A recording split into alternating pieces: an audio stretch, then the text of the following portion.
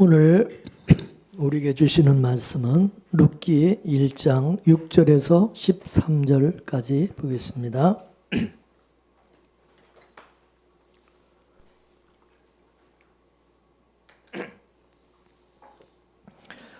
룻기 1장 6절서부터 13절 말씀까지 교독하겠습니다. 그가 모압 지방에 있어서 여호와께서 자기 백성을 권고하사 그들에게 양식을 주셨다함을 들었으므로 이에 두 자부와 함께 일어나 모압 지방에서 돌아오려 하여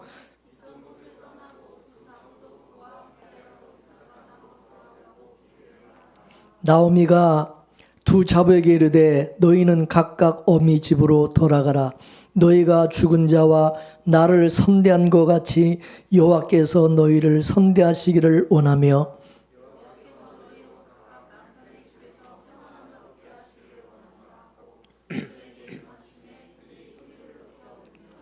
나오미에게 이르되 아니니이다. 우리는 어머니와 함께 어머니의 백성에게로 돌아가겠나이다.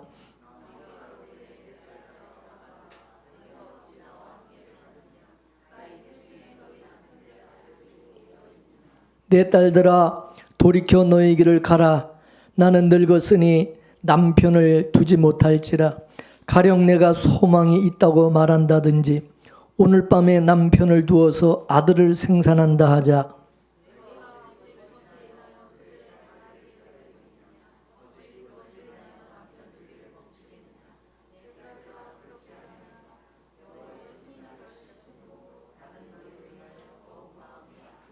아멘. 여러분이 교회를 떠나서 살아보신다면 여러분 마음대로 사라지는지 잠시는 흥황하고 잘 될진 모르지만 종국에는 다 망하고 천부여 의지 없어서 손 들고 옵니다. 두 손 들고 오게 돼 있다는 것입니다. 여러분, 천부여 의지 없어서 손 들고 옵니다라는 그런 찬송가가 그냥 그게 작곡된 것이 아니라 그것을 경험한 그 분들이, 깨달은 분들이 그거를 작곡하고 작사를 한 거죠. 진짜 성도는 그렇게 돼 있다는 거예요. 떠날 수가 없다는 거예요. 그러므로 교회 생활을 우습게 여기는 그런 사람치고 온전한 사람, 온전한 신앙을 가진 사람을 보지를 못했습니다.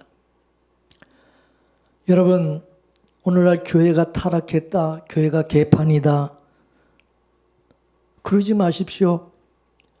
교회가 타락한 것도 하나님의 뜻이고 교회가 개판된 것도 하나님의 뜻인 것입니다. 지금 베들레헴에 흉년이 든 것도 하나님의 뜻이죠. 베들레헴에 흉년 들었다고 베들레헴을 버리고 모압으로 도망가는 그것이 하나님의 뜻을 제대로 아는 것일까요?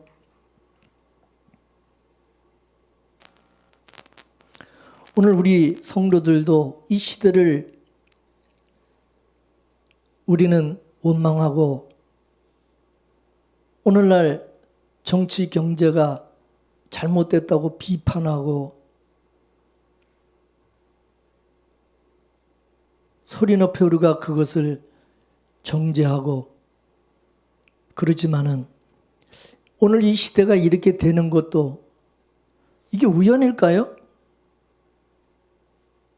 마지막 때 하나님께서 우리에게 징조로 보여주는 여러 가지 현상들이 나타나고 있는 거 아닙니까? 우리 성도는 교회를 떠나면 망하는 것입니다. 교회라는 것은 건물을 의미하는 것이 아니라 교회라는 의미를 말하고 있는 거예요. 우리 눈에 보이는 이 교회는 껍데기고 껍데기 속에 알맹이가 있는 것입니다. 껍데기라고 하는 것은 알맹이를 위해서 반드시 필요한 거예요. 알맹이는 껍데기를 통해서 자라나는 것이고, 그렇기 때문에 이 껍데기를 우리는 무시할 수가 없는 거예요. 하나님은 이 껍데기 같은 교회를 세우셨어요. 표면적인 이스라엘 속에 이면적 이스라엘을 심어 놓았어요. 표면적 교회 속에 이면적 교회 성도를 심어 놓으신 겁니다. 표면적 이 교회라고 하는 것은 허상이고, 이면적 교회인 성도가 그게 실상인 것입니다. 그렇기 때문에 표면적인 이 교회는 항상 썩을 수밖에 없고요. 반드시 썩게 돼 있다는 거예요. 하나님이 썩게 만들었어요, 애초에. 이 세상을 하나님이 만물을 만드실 때도 이거는 이미 폐기하기, 가면 갈수록 이 세상의 것은 영원하지 않고 그건 다 폐기하고 망하게 그렇게 만드셨어요.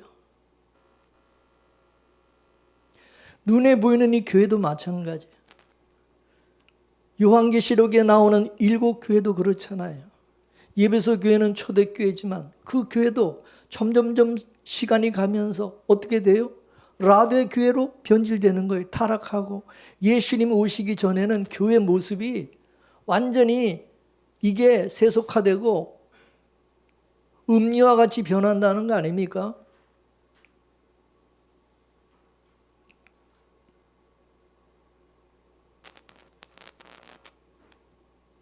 왜 하나님께서 표면적인 눈에 보이는 교회를 왜 썩게 하셨을까요?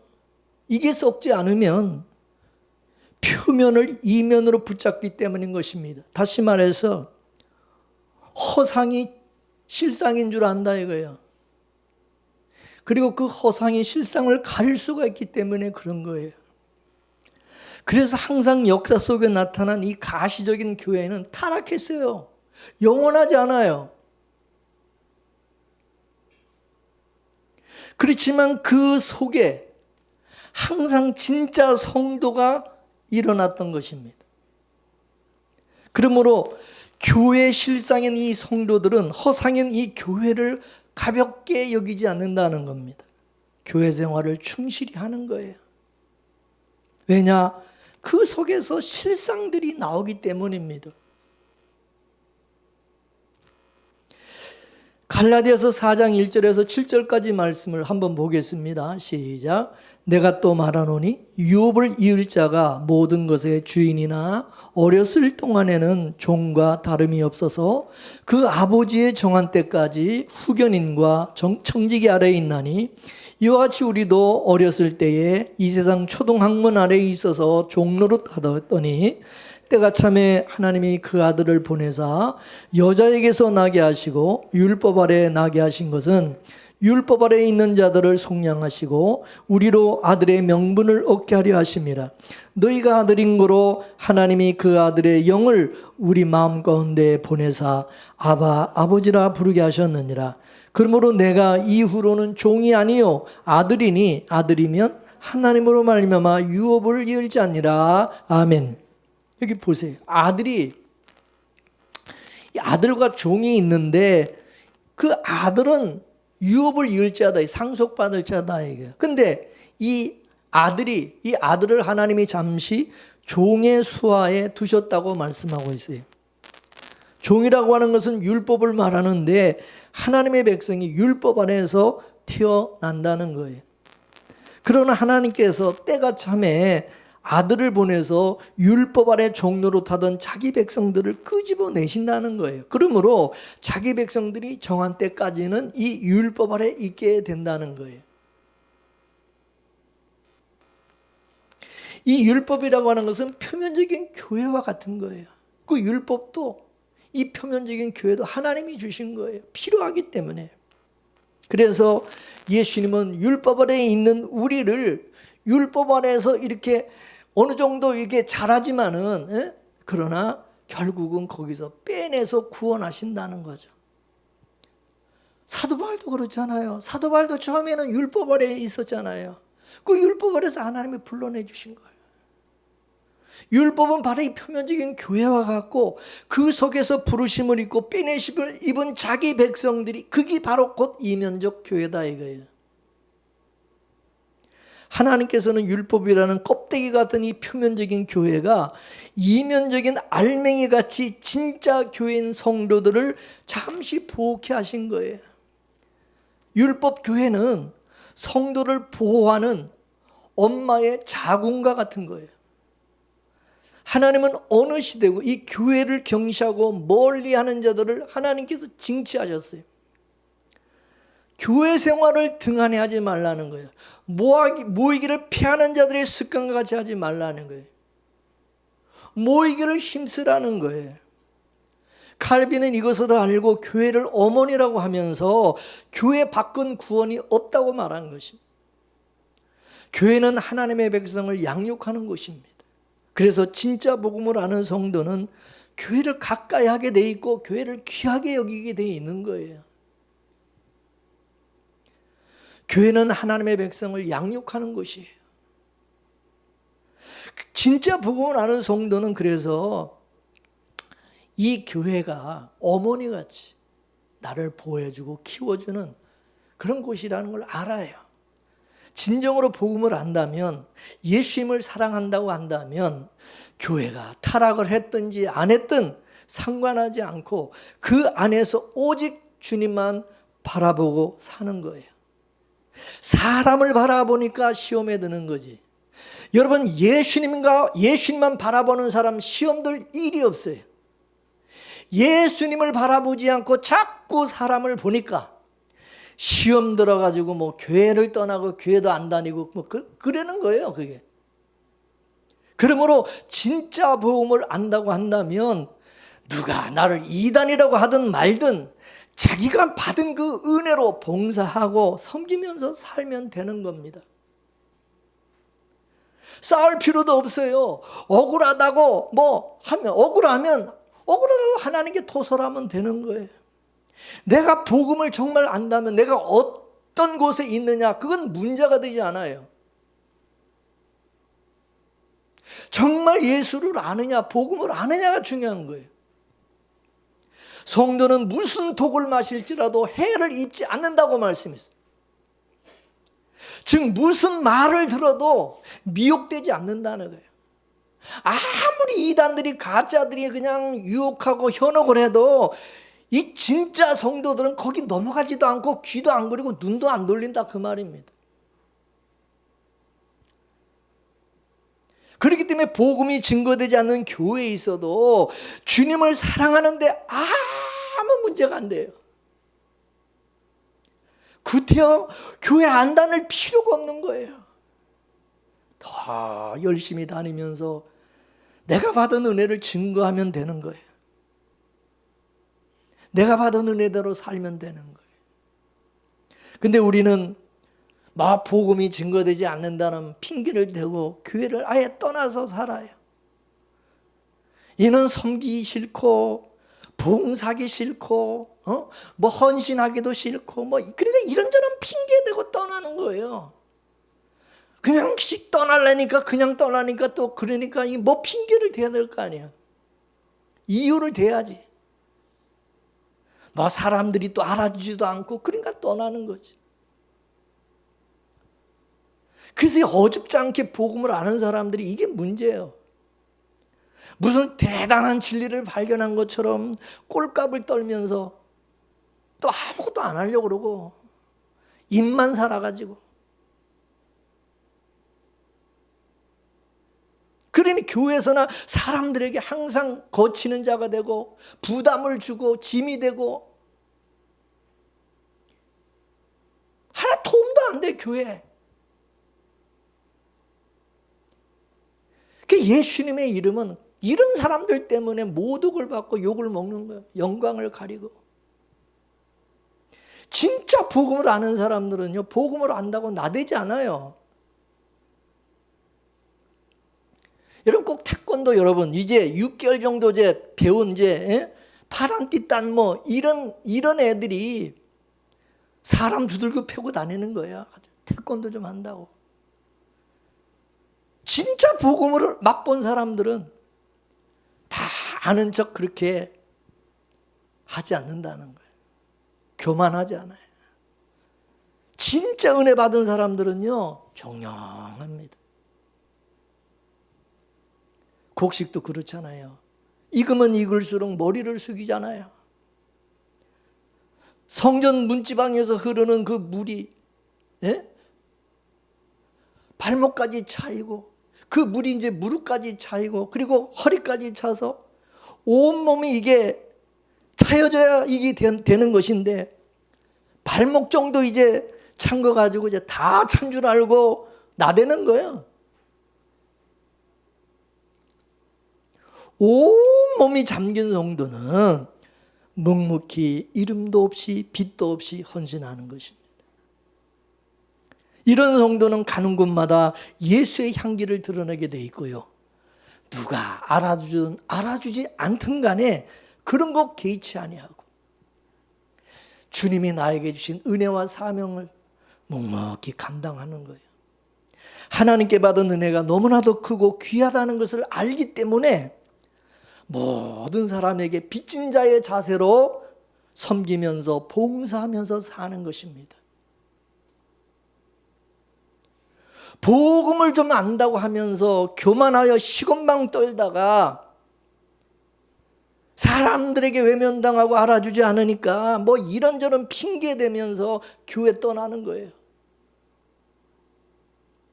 복음을 안다는 것으로 으뜸이 되고 머리가 되려고 그러다가 이게 여의치가 않으니까 뭐 복음이 있네, 뭐 은혜가 있네 없네, 뭐 사랑이 있네 없네, 뭐 그러면서 떠나는 거예요.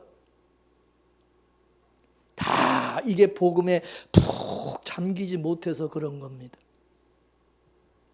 예수님께서 그래서 뭐라고 하냐, 내가 올 때 정말 믿음 있는 자를 보겠느냐, 그렇게 말씀하신 대로 진짜 믿는 자를 찾아보기가 어려운 그런 시대가 되고 말았어요. 입으로는 아주 잘 믿는 것처럼 떠들죠. 그러나 다른 사람들에게 불쾌감만 주고 교회나 사람들에게 거치는 자가 되고, 이 모두가 말씀이 믿음의 화합을 이루지 못하기 때문에 이 골치 아픈 사람으로 전락하고 만 것입니다. 여러분, 우리가 정말 복음을 안다는 것이 이게 얼마나 큰 축복입니까? 많은 사람들 속에서 나에게 이 복음을 깨닫게 해주신 그 은혜가 이게 너무나도 커서 가만히 있을 수가 없어서 하나님의 그 사랑에 빚진 자로서 섬기면서 봉사하면 이게 얼마나 좋습니까? 근데 우리는 그러지를 않고 마귀처럼 그냥 남을 비판하고 정죄만 할 줄 알았지, 예수님처럼 정말 자기를 비워서 종로로 타는 것이 없다 이게. 섬기기 싫으니까 막 이 핑계 저 핑계 대면서 막 그냥 교회 뭐 어떤 그 단점 허물을 비판하면서 그러면서 게으름을 피우는 거예요. 자기 합리화를 시키는 거예요.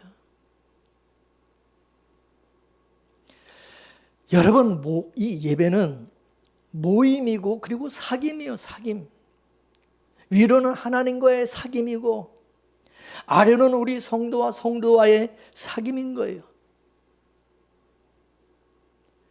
예수님께서 우리의 화목제물로 죽으셨잖아요. 자기 몸으로 막힌 담들을 다 허물어 버리잖아요. 하나님과 죄인 사이에 막힌 담이 예수님의 피로 다 허물어져서 화목하게 되어서 하나님과 우리가 사귐을 갖게 된 거잖아요. 또 유대인과 이방인의 그 신분, 그 신분으로 막힌 담도 예수님의 십자가로 다 그걸 허물어져서 유대인이나 헬란이나 이방인이나 다 하나가 되고 화목하게 해주셨어요. 서로 사귀게 해주신 거예요. 따라서 이 사귐의 중심에는 뭐가 있어요? 예수님의 십자가가 있는 거예요. 왜 형제끼리 불화하냐 이거예요. 예? 왜 부부간에 불화하냐 이거예요.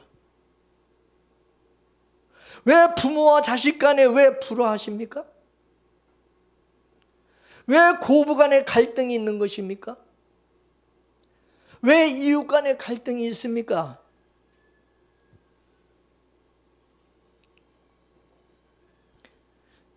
십자가 앞에서는 너도 죄인이고 나도 죄인인 거예요. 누가 잘나고 누가 못나고가 없잖아요. 우린 다 똑같은 죄인들이. 그러면 여러분 차별이 없어지는 것이고 화목이 이루어지게 되는 거잖아요. 서로 긍휼을 여기게 되고 은혜로 대하게 되는 거 아니죠? 십자가를 우리가 가운데 두면 화목하지 못할 이유가 하나도 없는 거예요. 맞습니까? 그래서 성경에서 우리 성도를 일으키러 뭐라 했어요? 화목의 사신들이라는 거예요. 화목케 하는 사신들. 화목케 하는 직책을 주셨다는 거죠. 그래서 프란시스 고백처럼 성도는 평화의 도구라는 거죠. 진정으로 복음을 하는 사람은 화목케 하는 사람이지 분열케 하는 사람이 아니라는 거지. 성도는 서로 이해하고 용서하고 참아주고 섬기고 나누고 베푸는 사람이다 이게.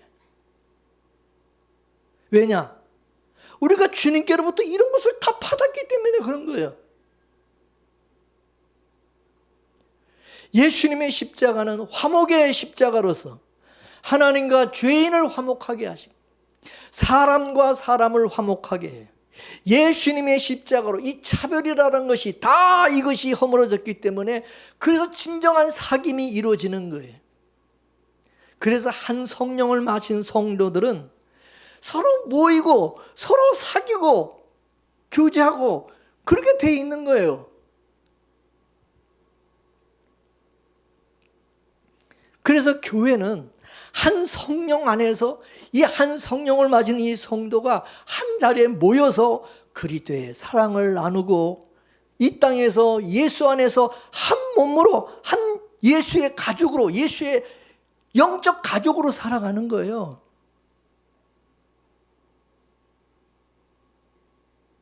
그래서 제가 이 교회는 주일날 명절과 같이 이 흩어졌던 이 식구들이 가족들이 다 명절날 모이는 것처럼 우리가 다 같이 이 교회로 모여가지고 이 하나님의 나라 이 천국 가족이 우리가 모여서 같이 사랑하고 교제하고 일주일 동안 이렇게 떨어졌던 우리가 서로 얼굴 보고 또 우리가 그 정을 나누고 이게 교회예요. 이게 이 교회는 세상과 다른 곳입니다. 천국의 모형이야. 모델 하우스. 천국에 가면 여러분 차별이 없어요. 사람들은 천국 가면 무슨 계급처럼 뭐가 이렇게 수직적인 무슨 계급이 있는 줄로 착각하는데 교회 천국은 그런 것이 아니에요. 그 성경에 여러분 뭐라고 표현했어요? 사자와 어린 양이 같이 논일고 어린아이가 독사굴에 손을 넣고 그래도 아무 해를 당하지 않는다. 평화가 있는 곳이라는 겁니다. 그러나 이 세상에서는 어때요? 인간이 어떤 조건을 가지고 서로 차별하죠. 그리고 차별을 당하기도 하죠. 그처럼 이 교회는요, 차별이 없는 거예요. 차별이 없어요. 그래서 세상에서 차별당하던 사람이 차별이 없는 이 교회에 와서 이 천국의 맛을 보는 거죠. 그래서 천국의 맛을 보기 위해서 교회에 모이기를 힘쓰라고 말씀하시는 거예요.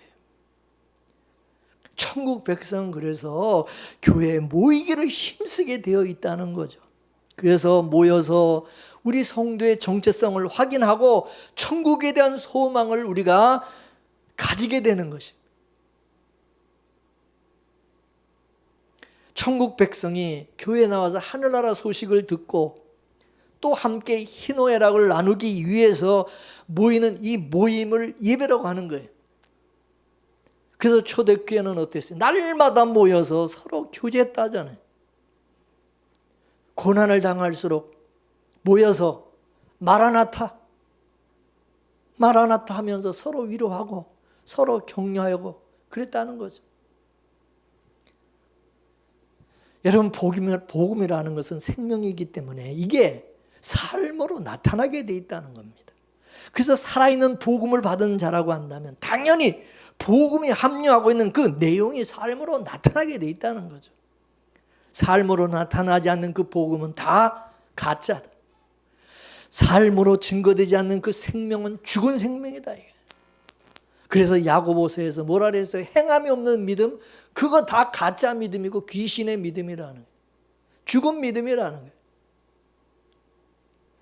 왜 행함이 없는 믿음을 죽은 것이라고 말하냐? 믿음을 받은 사람이면 반드시 행함이라는 예수의 생명이 나타나게 돼 있다는 거지, 삶으로. 여러분, 성령이 우리 안에 오시면 믿음이 생겨요, 믿음이.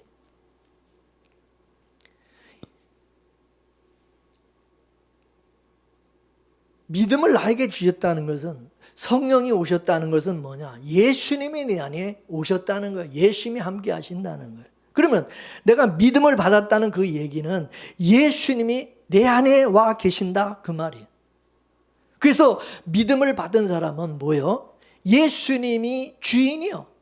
예수님을 나의 주로 영접한 거야. 맞습니까? 그러면 그 주인 되시는, 그 주가 되시는 예수님이 내 안에서 행하신다 이거. 옛날에는 내가 주인이니까 나의 어떤 그 생각과 나의 뜻대로 나는 살아갔지만은 이제는 주인 되시는 예수님이 내 안에 주인으로 와 계시기 때문에 그분이 내 안에서 행하시는 그런 일이 나타나게 돼 있는 거 맞지 않아요? 그리고 예수 안에 있는 사람들은 내가 늘 얘기하지만 예수 팔자를 이제 가지고 예수의 운명, 예수님이 가신 길을 나도 가게 돼 있다, 그 말이죠. 맞습니까? 그래서 나를 부인하고 자기 십자가를 지고 예수님을 따르라고 그런 거예요. 우리는 예수님을 그렇게 따르게 돼 있다 이거예요. 그 길을 가게 하시기 위해서 예수님이 우리 안에 성령으로 와 계신 거다, 그 말입니다. 그 길을, 예수님이 가신 그 길을 가게 하시기 위해서. 믿습니까? 근데 베드로는 그거를 모르고 예수님이 부활하시고 나서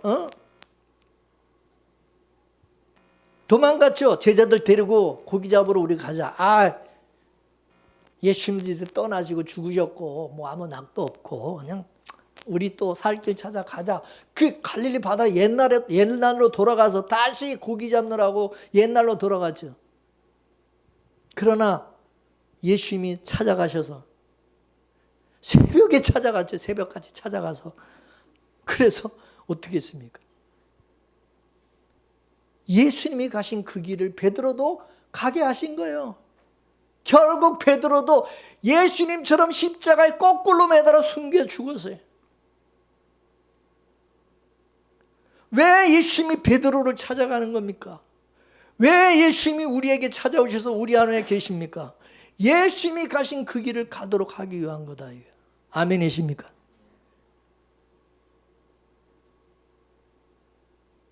베드로는요, 예수님 싫다고 도망간 사람이에요. 예수님 저주하고 맹세하면서 예수님을 저주하고 도망간 사람이에요. 그런데 예수님께서 베드로를 포기했습니까? 베드로 버렸습니까? 끝까지 찾아가서 베드로의 의지와 상관없이 예수님께서 딱 이끄시는 길로 하나님 가게 하신 거죠. 예수님 가게 하신. 그래서 이제 예수님과 한 몸이 돼가지고 띠띠고 가는 삶이 된 것이죠. 따라서 우리가 예수님과 한 몸이 되면 나는 점점 부인되고 나는 점점 죽고 나는 점점 나를 죽이는 쪽으로 끌고 가시는 거예요. 내가 살아서 또 이렇게 나대면 또 하나님이 탁 쳐가지고 또 누르시고 탁 쳐서 누르시고. 이건 이제 몇 번 반복해서 당하다 보면 이제는 아는 거죠. 깨닫는 거죠. 아, 이렇게 하면 얻어 터지는구나. 이게 안 되는구나.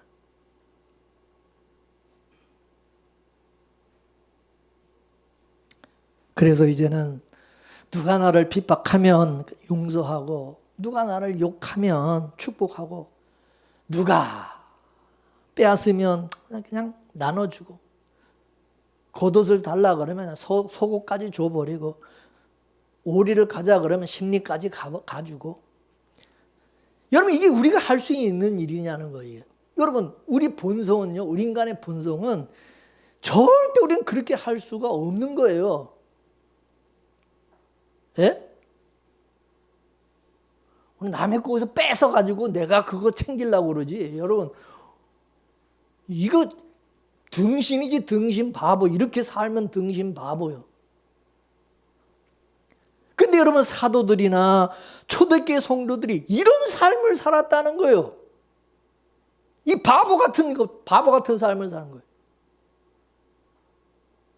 근데 그게 다 성령의 강건하심으로 말미암아 그렇게 살 수 있었다는 겁니다. 할렐루야. 예수님께서 그들 안에서 그들의 주인으로서 그들을 그렇게 간섭하시고 그렇게 살아가도록 하셨다는 거예요. 예수님이 저 하늘나라에 계신 것이 아니라 예수님은 성령으로 지금 내 안에 우리 가운데 오신 것은 우리의 주인이 되고 머리가 되기 위해서 오신 것이다. 따라서 성령으로 우리 안에 오신 예수님은 나의 주인이다. 나의 주인, 왕이시다. 이게. 그러니까 그 주인 마음대로라. 이거 내 마음이 아니라 이제 주님 마음대로 주님이 나를 쓰시는 거고 주님이 나를 간섭하시는 거다. 믿습니까? 이거를 알고 이거를 깨닫고 경험하는 사람이 진짜 신자고 믿음의 사람이고, 이거 모르는 사람은 이거 불신자예요. 이거 그 사람은 뭘 모르는 사람이요.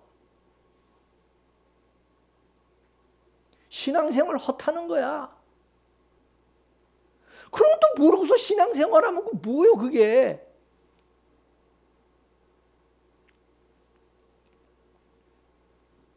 근데 많은 사람들이 예수 믿고 뭐 예수 때문에 자기가 구원 받았다고 그러면서 옛 모습 그대로 살아. 옛 모습 그대로 산다는 건 뭐야? 그 속에 주인이 아직 안 바뀌었다 이거지. 맞습니까? 주인이 안 바뀐 거야. 자기가 주인이니까 옛사람 그대로 옛날 그대로 사는 거지. 뭐 달라진 것도 없고 바뀐 것도 없는 거지. 그러면서 예수 믿는데 자칭 신자지. 자칭. 이건 예수 믿는 게 아니죠. 속는 거지. 속고 있는 거지. 착각하는 거지. 예수를 믿는다고 하는 것은 예수님이 구원자라고 믿는 것이기도 하지만은 예수님이 내 주인이라는 사실을 믿는 거고 그거를 아는 거예요. 자기 안에 예수님이 주인으로 와 계신 그런 사람은 자기 뜻과 상관없이 자기 의지와 상관없이 예수님의 삶으로 살아가게 되는 걸 자기가 느끼는 거예요. 자기가 그거를 경험하고 깨닫게 돼 있는 거예요. 맞습니까? 그걸 경험하고 느끼고 깨달아야 내가 진짜 예수님이 내 안에 주인으로 와서 진짜 나를 이끄시고 주인으로 나를 살아가게 하시는구나. 그거를 여러분 아는 거지.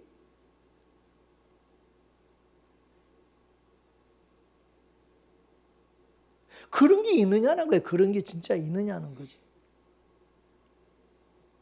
진짜 예수님이 내 안에 주인으로 와 계시냐 그거예요.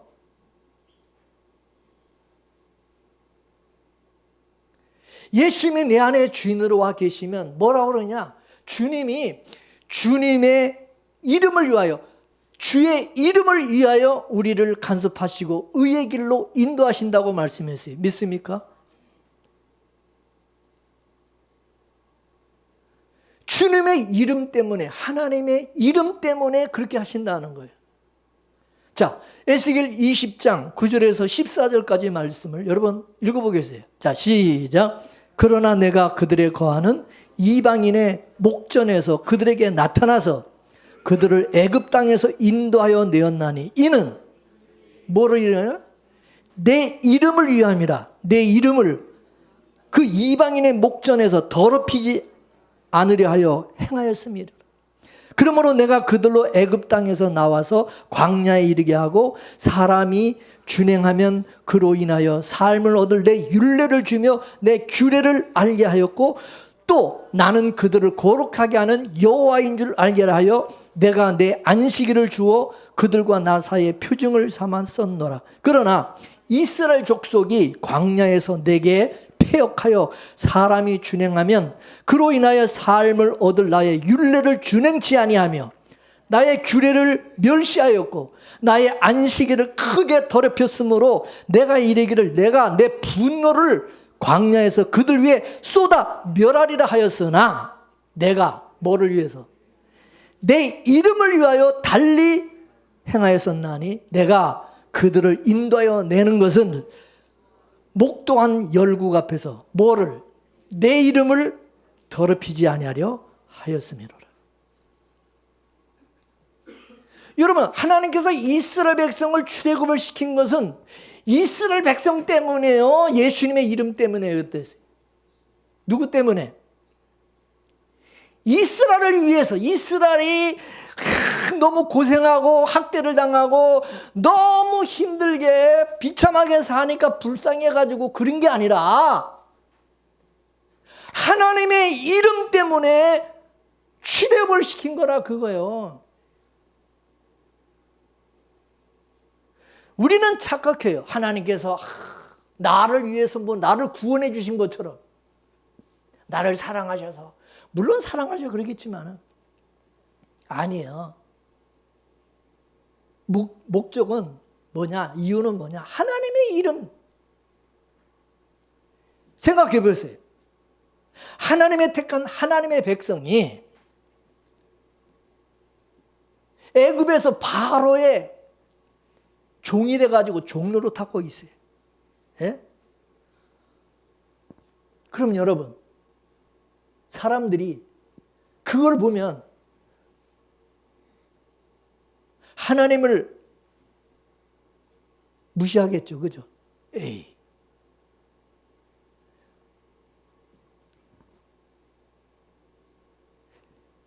마치 대통령 아들이 감옥에 가둬져, 지금 감옥에 있어요.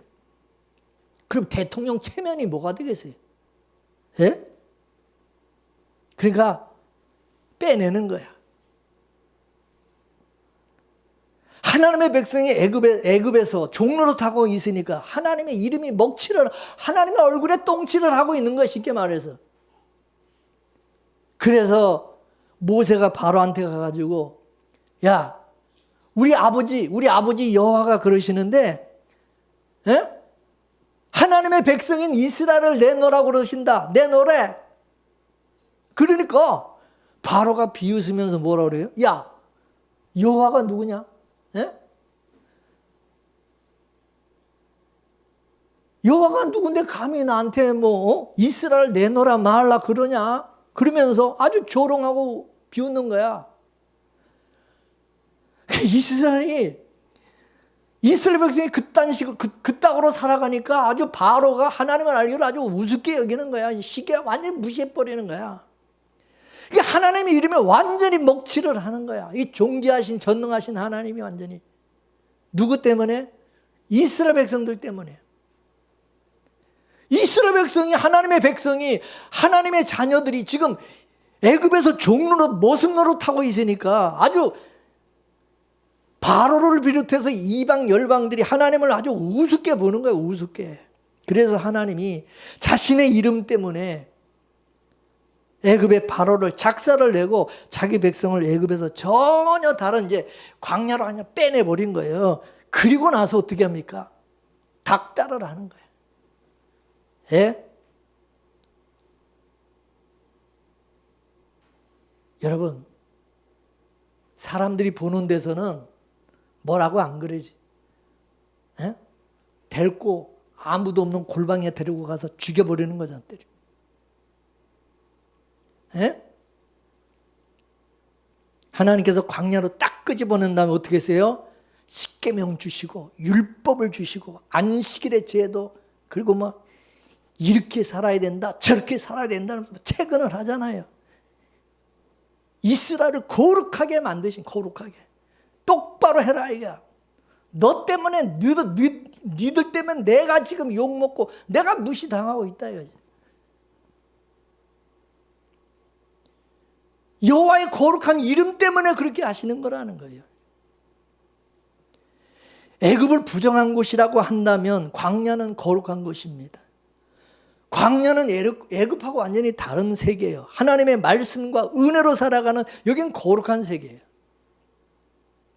왜 이들을 여기서 격려해서 왜 거룩한 이 광야로, 왜 여기로 다 이렇게 이쪽으로 몰아놓고, 지금 하나님이 뭐 하십니까? 그 광야에서 이스라엘 40년 동안 뭐 했어요? 뭐를? 하나님께서 애굽에 있을 때는요, 이스라엘 백성들에게 분노하지 않았어요. 끼고 놀았어요. 아주 애굽 사람들 앞에서. 애굽은 완전히 하나님께서 재앙 10가지 재앙으로 박살을 내고 완전히 다 죽이는데, 이스라엘 백성은 하나님께서 보호하면서, 이 고센 땅에는, 이스라엘 백성이 살아가는 고센 땅에는 재앙도 없이 편했죠. 이것은 하나님께서 애굽 사람들 앞에서 바로 보는 데서, 얘들은 내 백성이고 내 자식이라 이거야. 그러면서 하나님의 은혜와 사랑으로 보호해 주고 지켜주는 거야. 내 백성을, 내 자식 건드리지 말라 이거지. 예? 근데 광야로 딱 데리고 나온 다음에는 어떻게 했어요? 하나님 완전히 돌변하셔가지고, 왜 말을 안 듣냐고 그러면서 두들겨 패고 막 죽이시는 거야. 아니, 애굽에 있을 때는 그렇게 끼고 돌면서 그렇게 보호하시고 사랑하시던 하나님이 애굽을 딱 끌고 데리고 나온 다음에는 그냥 호되게 그냥 막 야단을 치고 그냥 들겨 패는 거야. 여러분, 자식이 바깥에서 말을 안 들고 막 고집대로 하고 막 말썽을 피우면 어떻게 해요? 좋게 타알려줘. 사람들 보는 데서는 내 자식을 보호해주고, 그리고 그죠? 내 자식 편에서 변호도 하고 막 이래줘. 근데 집에 딱 들어오면 어떻게 해요? 집에 들어오면 어때요? 뒤지게 혼나는 거지. 에? 집에 딱 들어와서는 이제 왜 남들 앞에서, 사람들 앞에서 부모 얼굴에 먹칠을 하느냐? 왜 엄마의 자존심을 상하게 하느냐? 그러면 두들겨 패는 거야. 왜? 자식은 부모의 얼굴이기 때문에. 자식이 잘못하면 누가 욕먹어? 부모 욕먹어. 그렇기 때문에 부모는 자식이 저 하고 싶은 대로 내버려 둘 수가 없어. 일일이 다 간섭하고 가르치고 훈계하고 그러는 거예요. 그렇게 안 하면 사람들이 욕하잖아요. 부모가 돼가지고 자식을 가르치지도 않고, 자식이 저렇게 망나니가 되도록 저 부모는 뭐를 하고 그냥 내버려두고 쳐내버려. 완전히 부모가 자식을 배렸다고 그렇게 얘기한다고. 그래서 부모가 애도 때리지도 않고 훈계도 안 하고 가르치지도 않는 줄 알아. 그래서 뭐라 그러냐? 그런 애들을 보면 애비 없는 자식, 부모가 없는 자식이라고 그러잖아. 쟤는 부모가 없는 자식이라는 거야. 그게 지 마음대로 한다는 거지. 부모가 있으면 어떻게 저렇게도록 내버려 두냐는 거지. 그래서 부모 욕하는 거야. 부모가 없는 자식은 그래서 티가 난다고 그러고, 애비 없는 자식은 티가 난다고 그런 말을 하는 거야. 맞습니까? 근데 아이들은, 자식들은 이 부모의 마음을 이해를 못해. 바깥에서는 그렇게 온유하고 그렇게 자상한 엄마가 집에만 딱 들어오면은 완전히 마귀 할멈으로 싹 바뀌는 거야. 이 모두가 부모 속에 하나님의 마음이 담겨져 있기 때문에 그런 거예요.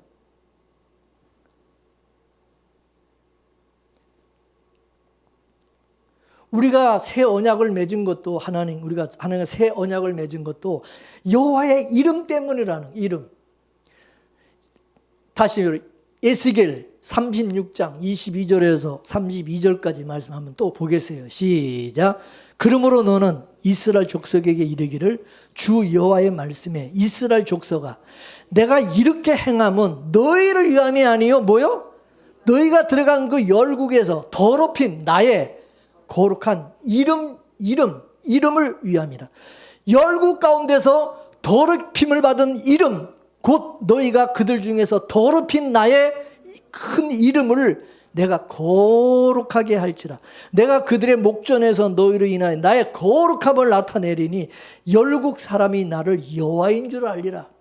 나 주 여호와의 말이니라. 내가 너희를 열국 중에서 취하여 내고 열국 중에서 모아들이고 고토에 들어가서 맑은 물로 너희에게 뿌려서 너희로 정결케 하되 곧 너희 모든 더러운 곳에서와 모든 우상을 섬김에서 너희를 정결케 할 것이며 또 새 영을 너희 속에 두고 새 마음을 너희에게 주되 너희 속에 굳은 마음을 제하고 부드러운 마음을 줄 것이며 또 내 신을 너희 속에 두어 너희로 내 율례를 행하게 하리니 너희가 내 규례를 지켜 행할지라. 내가 너희 열조에게 준 땅에 너희가 거하여 내 백성이 되고 나는 너희의 하나님이 되리라. 내가 너희를 모든 더러운 데서 구원하고 곡식으로 풍성하게 하여 기근이 너에게 임하지 아니하게 할 것이며 또 나무의 실과에 밭의 소산을 풍성케 하여 너희로 다시는 기근의 욕을 열국에게 받지 않게 하리니 그때 너희가 너희 악한 길과 너희 불선한 행위를 기억하고 너희 모든 죄악과 가증한 일을 인하여 스스로 믿게 보리라. 나 주 여호와가 말하노라. 내가 이렇게 행하는 것은 너희를 위함이 아닌 줄을 너희가 알리라. 이스라엘 족속아 너희 행위를 인하여 부끄러워하고 한탄할지어다. 하나님께서 이스라엘에게 옛 언약을 주어서 자존심 한번 세워보려고 그랬는데 이스라엘이 개판을 쳐버린 거예요. 아무리 곁에서 가르치고 도와줘도 하나님의 이름이 이방인들에게 모욕을 당하고 더럽힘을 당하게 된 거예요. 누구 때문에? 이스라엘 때문에.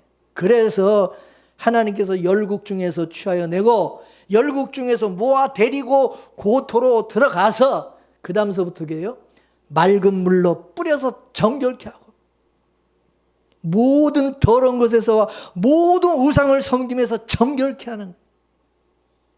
여러분 저도 어릴 때 잘 안 씻으려고 그랬지만은 애들은요 데리고 들어가서 막 때를 그냥 막 박박 베끼고 막 그냥.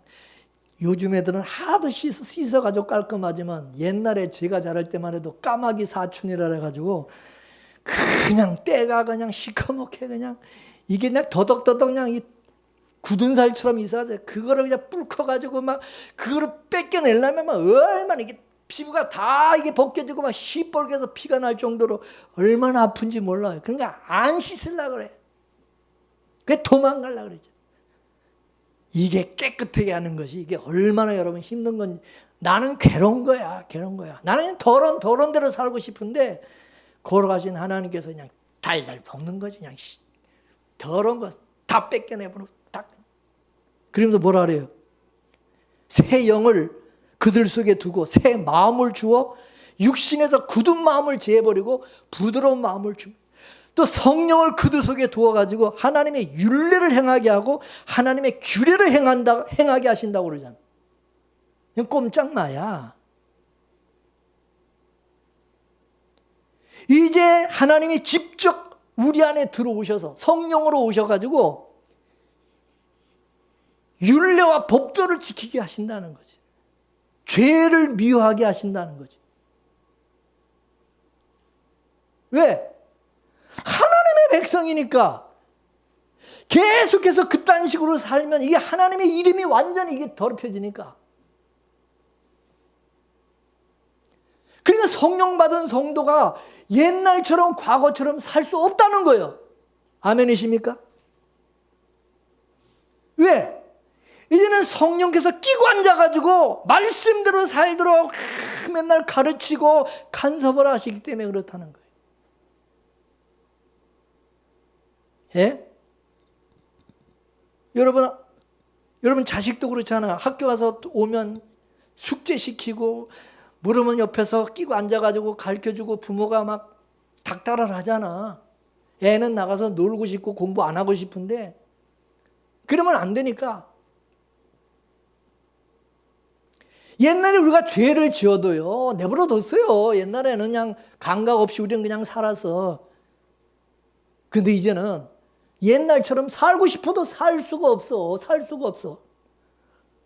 못 살게 만들어. 이제는 가치관이 바뀌었어.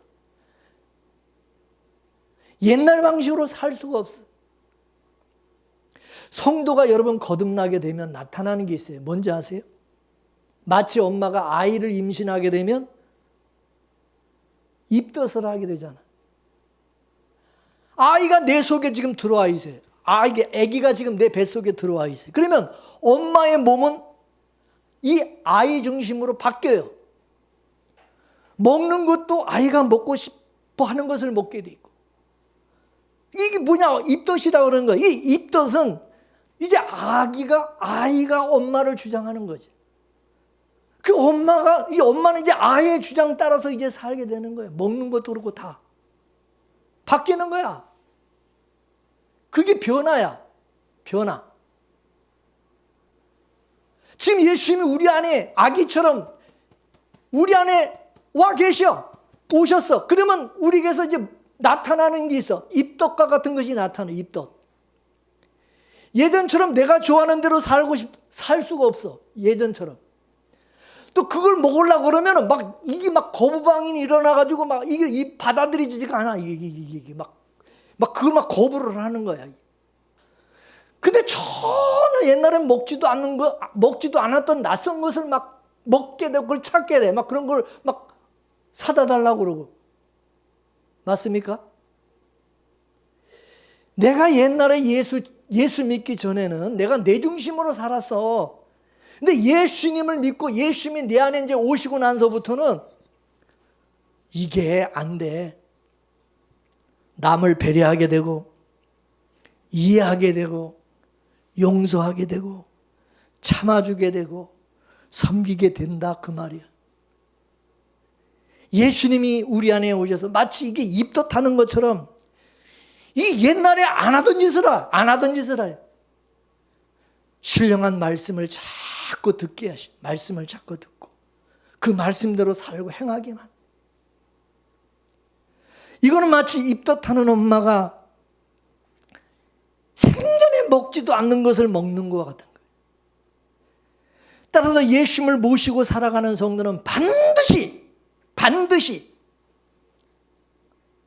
임신한 엄마가 입덧하는 것처럼 이런 현상이 반드시 나타나게 돼 있다. 이게. 아멘이십니까? 맞습니까? 이런 입덧이 없는 사람은 가짜 임신한 거예요. 예수님이 내 안에 오신 게 아니야.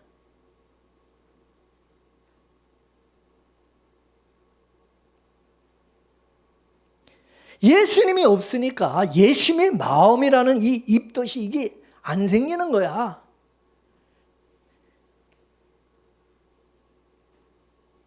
예수님이 내 안에 오셔서 주장을 하게 되면 예수님의 마음이 나오게 돼 있어요. 성도는 예수님께서 원하시고 예수님께서 기뻐하시고 주장하시는 대로 살아가게 되어 있어요. 그렇기 때문에 성령 받은 성도는 자기를 날마다 부인하면서 다른 사람을 나보다 낮게 여기고 교회 안에서 성도를 섬기고 봉사하게 돼 있어요.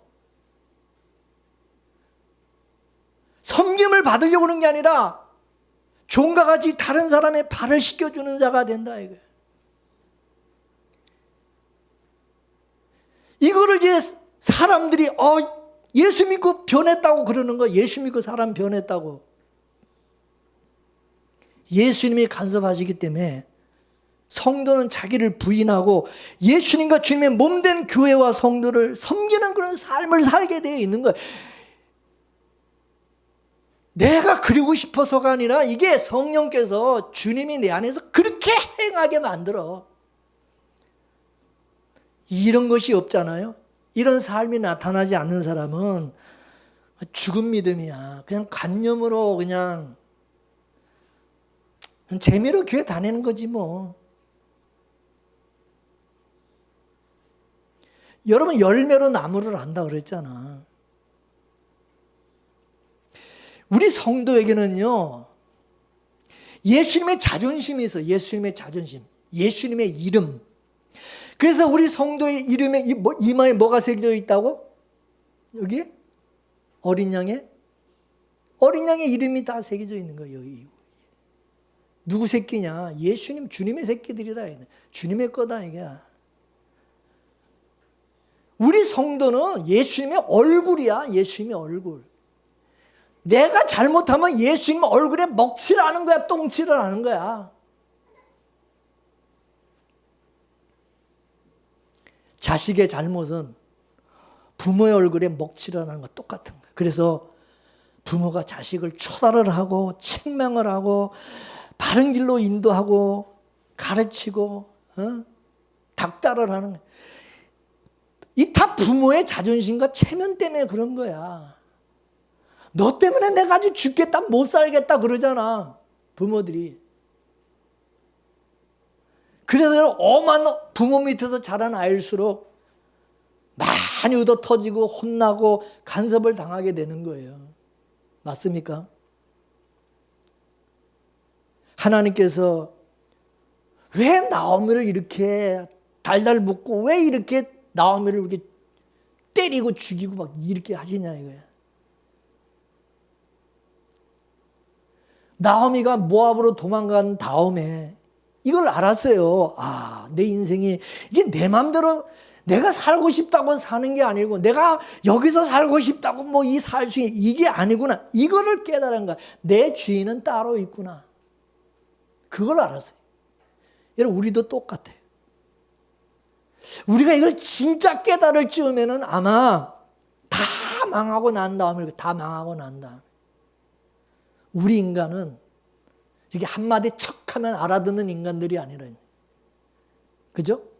다 망하고 난 다음에 간접 경험을 통해서 다른 사람이 겪은 것을 통해서 좀 배우고 깨달으면 얼마나 좋아. 그런데 우리는 내가 직접 그것도 경험해야 돼. 내가 직접 내가 당해봐야 돼.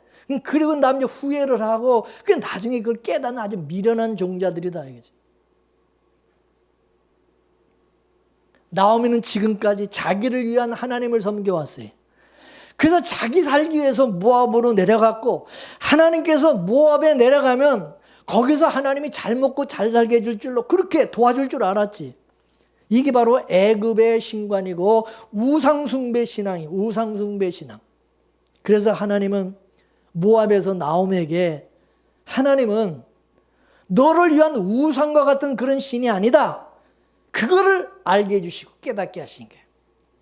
너의 소원을 들어주는 그런 신이 아니라 하나님의 언약과 하나님의 뜻을 이루시는 하나님이다. 너는 지금 내 얼굴에 똥칠을 하고 있는데 내가 너를 도와줄 것 같으냐? 하나님께서 모압에서 다시 데리고 오는 거지. 다시 데리고 와가지고 집에 데리고 와가지고 이제 혼나는 거지. 이스라엘 백성이 애굽에서는 하나님을 몰랐지. 근데 애굽에서 이제 광야로 때리고 나와가지고 이제 하나님이 어떤 분인지를 이제 하나님의 진면모를 본 거야. 진면목을 이제 보게 된 거지. 이스라엘 백성들 이 광야에서. 애굽에서 몰랐던 하나님, 자기들이 옛날에 생각했던 하나님과 완전히 다른 그런 하나님을 알게 된 거지. 나오미도 모압에 가서 진짜 참 하나님을 알게 됐어요. 그 하나님을 만났어요. 근데 그 하나님은 나를 위한 하나님이 아니라 하나님의 이름과 하나님의 언약을 위해서 우리를 도구로 사용하시는 하나님이라는 것을 알게 된 거죠. 오히려 하나님은 우리로 하여금 세상에 뿌리를 내리지 못하도록 빼내시는 하나님이라는 걸 알게 된 거죠. 나의 소원을 들어주시는 하나님이 아니라 도리어 뺏어가시는 하나님인 걸 알게 돼요. 나오미가 만난 하나님은 뭐냐? 자기 백성을 때리시고 징계하시고 치시는 하나님이라는 걸 아는 거예요. 자기 백성을 괴롭히는 하나님이라는 걸 알게 된 거예요. 달달 볶는 하나님. 왜 괴롭히고 왜 치시느냐? 인간은 본성적으로 우상성을 갖고 살아가기 때문에 그 우상성을 답하지 않으면 계속해서 다른 하나님을 섬기게 되고 엉뚱한 것을 쫓는다 이거죠. 하나님 외에 다른 걸 자꾸 쫓아간다 이거죠. 따른다 이거지. 계속해서 저주받을 땅에 코박고 살려고 그런다 이거죠. 그러므로 우리의 세상적인 그 소원을 거둬가는 방식으로 다가오신다는 거예요. 그러니까 우리 인간의 입장에서 우리 이 성경 말씀을 보게 되면 이거 실족하기 시험 들기 딱 맞다 이거지. 우리가 생각했던 하나님이 아니야. 여러분이 정신 똑바로 차리고 성경을 여러분 창세기부터 요한계시까지 정신 차리고 읽어봐. 에? 여러분의 생각을 다 비우고 읽어봐. 여러분이 옛날에 알고 있던 그런 우상, 미신적인 그런 하나님이 아니라는 것을 똑바로 알게 될 거예요. 인간들이 알고 있는 하나님과 성경에서 말하는 하나님이 이게 하늘과 땅만큼 다르다는 걸 여러분 깨닫게 될 거예요. 성경을 덮어놓고 예수 믿으니까 꼭 신앙생활하도 교회를 다녀도 꼭 미신 섬기듯이 우상 섬기듯이 그렇게 믿는 거야. 맞아요 안 맞아요? 성경 읽어봤어? 성경에서 말씀을 하나님 제대로 만나봤냐고. 인간들은 다 다른 하나님을 섬기고 있어요. 그래서 하나님은 이스라엘 백성을 통해서 자기 백성들에게 하나님은 이런 하나님이야. 그걸 알려주기 위해서 성경을 기록하신 거예요. 인간은 스스로 땅을 벗어날 능력이 없어요. 육신의 소욕을 이길 장사가 없어요. 도리어 육신에 우리는 소욕을 구하고 찾고 두드려요. 인간은 땅밖에 몰라요. 땅이고 세상. 그냥 가만 내버려 두면 인간은 그냥 땅속으로 기어 들어가게 돼 있어요. 그렇게. 세상에서 성공하면 성공할수록 세상에 더 깊이 빠져들어가게 돼 있어요. 더. 그냥 세상에 푹 파묻혀 살아가게 돼 있어요. 그게 인간이야. 그래서 하나님은 자기 백성들이 그렇게 살아가면 안 되니까 간섭하시는 거야. 예? 땅에서 잘 되는 쪽으로 간섭하시겠어요? 망하는 쪽으로 간섭하시겠어요? 그러므로 인생살이가 내 뜻대로 되지 않는 것은 왜 그러냐? 여호와의 손이 나를 간섭하고 있다는 증거예요. 믿습니까? 여러분, 나오미가 모압에 내려가서 아무 탈 없이 잘 살았다고 한다면 여러분 베들레헴을 아예 영영 떠나서 살았겠지. 돌아오겠어? 우리가 하나님은 명절날 한번 삐끔 이렇게 찾아와서 뵙는 그런 분이야? 우리가 늘 함께 모시고 함께 살아가는 아버지시라 이게 아버지.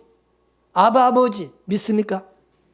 하나님 우리의 아버지가 되기 위해서 우리가 하나님을 찾지 않으면 안 되는 하나님을 찾을 수밖에 없는 그런 상황으로 만들어 버리는 거예요. 돌아오도록 만드는 거예요.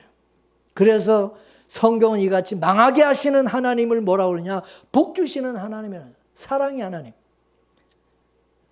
이 고난이라는 것이 이 고난이 복이라는 것은 이걸 깨닫는 것은 산전수전을 다 겪어야 그때 아는 거야. 내가 이것을 깨달을 즈음에는 아마도 하나님께서 우리를 천국에 데려가실지도 몰라. 천국에 가서야 이제 그걸 깨닫지. 지금은 하나님께서 두 눈 시퍼렇게 뜨시고 우리 성도가 세상에서 뿌리 내려고자 하는 그 존재 기반을 하나님께서 허물어버리고 그 부셔버려. 내가 의지하려고 우리가 의지하려고 하는 거 그걸 하나님 뺏어가 버려. 돈이든 그게 건강이든 자식이든 의지할 것이 없게 만들어. 의지하지 못하게 만들어. 그래서 내가 쫄딱 망한 그 자리에 아무것도 의지할 것이 없는 그때 하나님이 손을 내미시고 찾아오시는 거예요. 믿습니까? 실패한 그 자리에서 비로소 성경에서 말씀하시는 진정한 그 하나님이 이제 그때서 보이기 시작하는 거예요. 나오미도 남편 잃어버리고 두 아들 잃고 나서야 비로소 하나님을 알게 된 거예요. 비로소 하나님을 알게 됐다고 고백하잖아 오늘. 하나님은 죄인을 치시는 하나님이시고 자기 이름을 위하여 돌이켜 거룩하게 살도록 하시는 하나님이라는 것을 알게 하셨다는 거죠. 성도는, 그래서 우리는 이 성경에 나오는 이 인물들을 나 자신으로 봐야 돼요. 그럴 때 비로소 우리는 성경 속에 있는 하나님을 만나게 되고 알게 되는 거예요. 그러므로 이 나오미가 만난 이 당한 일을 이게 내 일이라고 우리는 생각하고 이거를 생각해 봐야 되는 거예요. 나오미의 이 망함 속에는 택한 자를 지키고자 하는 하나님의 의지가 들어있어요. 하나님이 택한 자는 망하게 하서라도 반드시 하나님의 약속의 땅으로 인도하시고 이끄신다는 거죠. 성경은 하나님을 실제로 경험한 사람들의 간증을 적어놓은 거야. 간증, 실제적인 삶의 그 간증을 기록해놓은 게 성경이다 이거야. 우리는 성경을 보게 되면 하나님을 만난 사람들의 그 삶이 다 기록되어 있어요. 우리는 그들의 삶을 통해서 하나님은 자기 백성을 이렇게 다스리시고 이렇게 인도하시는 하나님이구나. 그 하나님에 대해서 이제 알게 되는 거예요. 하나님이. 우리의 삶에서 그 성경에서 성경에 그분들이 만났던 그 하나님을 나도 만나야 돼. 나도. 그분들이 알고 있었던 그 하나님을 나도 이제 알아야 되고 그 하나님을 내가 이해해야 되고 그래서 나도 똑같이 그분들 같이 고백이 나와야 된다 이거야. 신앙 고백이. 믿습니까? 따라서 성경 속에서 믿음의 선진들이 만났던 그 하나님을 만나야 그게 진짜 하나님을 만난 거다 이게. 왜냐? 하나님은 성경에서 만난 그 사람들을 다스리듯이 우리를 똑같이 동일하게 다스리기 때문에. 오늘 여러분 본문에 나오미가 뭐라고 간증합니까? 하나님에 대해서 뭐라고 자기가 알고 이제 자기가 알게 된 하나님을 뭐라고 간증하고 있습니까? 오늘 본문 13절 한번 볼까요? 13절 본문 시작. 여호와의 손이 나를 치셨도다. 20절 시작. 전능자가 나를 심히 뭐 했어요? 괴롭게 하셨습니다. 21절 시작. 내가 풍족하게 나갔더니 여호와께서 나로 비어 돌아오게 하셨느니라. 여호와께서 나를 징벌하셨고 전능자가 나를 괴롭게 하셨거늘 너희가 어찌 나를 나오미라 칭하느냐 하니라. 아멘. 나오미는요 망하고 난 다음에 제대로 이제 하나님을 알게 된 거예요. 제대로. 그래서 자기 두 며느리 앉혀놓고 자기 두 며느리에게 하나님은 이런 하나님이야. 참 하나님에 대해서 지금 며느리들에게 지금 알려주는 거야. 며느리들한테. 하나님은 죄인을 치시는 하나님이라는 거예요. 때리시는 하나님. 징벌하시는 하나님. 괴롭게 하시는 하나님이시라는 거예요. 하나님의 이름을 위하여 우리를 정결하게 하시고 거룩하게 하시는 하나님이라는 거예요. 하나님의 말씀을 지키며 우리로 살아가게 하시고 하나님의 언약과 주님의 몸된 교회를 떠나서 살아가지 못하게 하시는 하나님이라는 거죠. 내가 믿는 하나님은 이런 하나님이야. 며느리들은 이방 여자들이니까 모함 여자들이니까 모르니까 너희들이 지금 하나님을 어떻게 알고 있는지 모르지만은 우리 하나님은 이런 하나님이다. 나도 이제 하나님이 어떤 분인지 내가 이제서 깨달아서 내가 너희들에게 간증하는 것이다. 이 나오미가 만난 하나님을 여러분 만나셨나요? 예? 이런 하나님을 여러분 알고 계시나요? 나오미의 이런 고백이 여러분의 고백이 되어지기를 주의 이름으로 축원합니다. 할렐루야. 이 말씀 생각하면서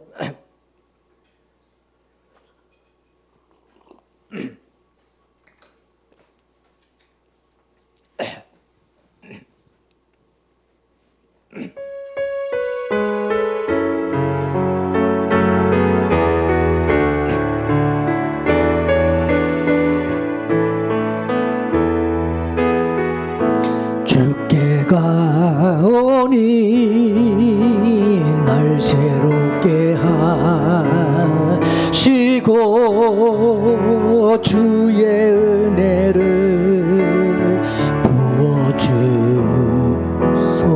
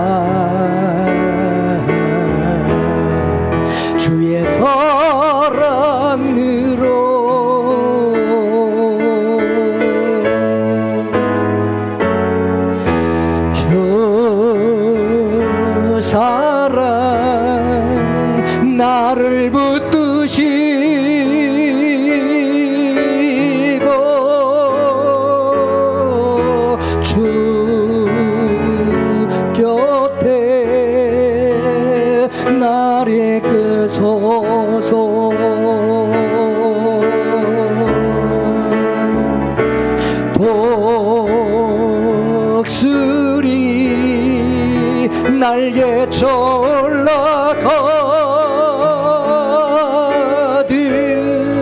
나 주님과 함께 일어나 걸으리. 주의 사랑 안에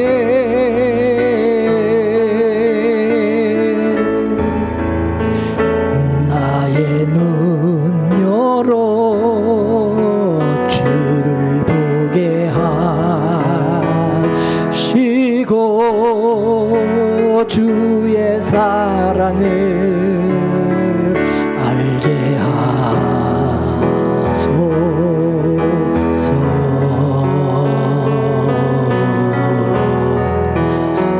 매일 나의 삶에 주 뜻 이루어지도록 새롭게 하소서. 주의 사랑으로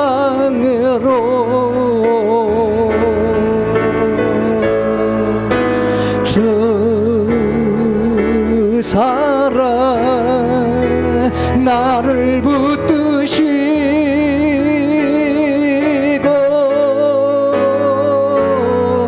주 곁에 나를 이끄소서.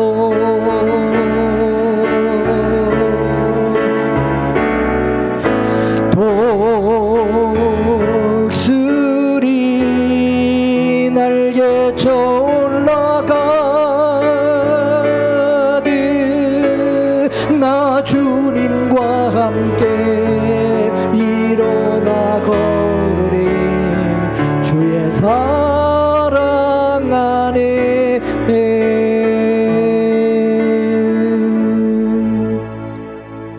기도하겠습니다. 하나님 아버지, 이제 주님께서 성령으로 우리 안에 오셔서 하나님의 자녀와 백성된 우리가 하나님의 뜻대로 살아가며 하나님의 영광과 하나님의 거룩한 이름에 먹칠하지 않도록, 그 이름을 더럽히지 않도록 살아가도록 하기 위해서 우리를 간섭하시고 때로는 징벌하시고 징계하시고 또 하나님 말씀으로 가르치시고 하나님의 말씀과 뜻대로 행하게 하시고 예수 그리스도의 마음을 우리 마음속에 주셔서 예수님이 가신 길을 가게 하시고 주님이 행하신 일을 우리도 행하게 하시는 것을 깨닫게 해주시니 감사를 드립니다. 하나님 아버지여, 우리는 하나님을 알지 못하고 우리의 정체성을 잃어버리고 살아갈 때가 너무나도 많이 있습니다. 하나님께서 왜 나에게 이렇게 행하시는지를 알지를 못할 때가 많이 있습니다. 말씀을 통하여 하나하나 깨닫게 하시고 가르쳐 주시니 감사드립니다. 이 말씀을 가슴에 새기게 하시고 우리가 하나님의 뜻이 무엇인지를 알고 이제는 나 자신을 위해서 살아가는 자들이 아니라 하나님의 영광된 그 거룩한 이름을 위하여 주님을 위해서 살아가는 하나님의 기뻐하는 자녀들이 다 되게 하여 주옵소서. 항상 하나님 성령께서 도와주셔서 우리가 잘못된 길로 악한 길로 행할 때에 돌이키게 하시고 하나님의 자녀답게 살아갈 수 있는 저희들 모두가 되도록 이끌어 주옵소서. 모든 것을 주께 감사하며 예수님의 이름으로 기도 올려옵나이다. 아멘.